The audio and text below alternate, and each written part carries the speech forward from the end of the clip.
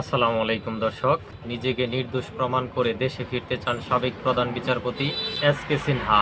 তিনি বলেন, আমি বাংলাদেশে ফিরব, এখন আমি গ্রিন সিগন্যালের জন্য অপেক্ষা করছি। যুক্তরাষ্ট্রে থাকা সাবেক এই প্রধান বিচারপতি এক সংবাদ মাধ্যমকে দেওয়া সাক্ষাৎকারে কথা বলেন।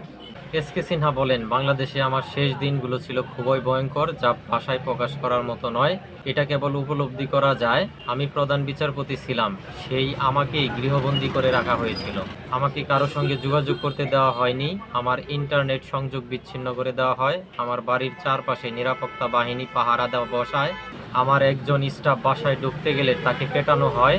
ডিজিএফআই এর তৎকালীন প্রধান সাইফুল আবেদিন মধ্যরাতে আমাকে বিরক্ত করতেন এবং পদত্যাগ করে দেশ ছাড়ার জন্য চাপ দিতেন। সাবেক এই প্রধান বিচারপতি বলেন, আমি ধারণা করতে পারি সাবেক প্রধানমন্ত্রী শেখ হাসিনা সম্ভবত সুপ্রিম কোর্ট বেঞ্চের অন্য বিচারপতিদের সরকারের পক্ষে রায় দিতে রাজি করিয়েছেন।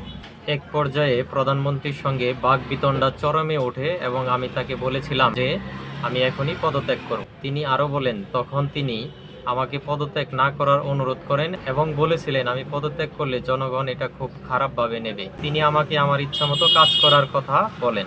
ধন্যবাদ দর্শক, আসসালামু আলাইকুম।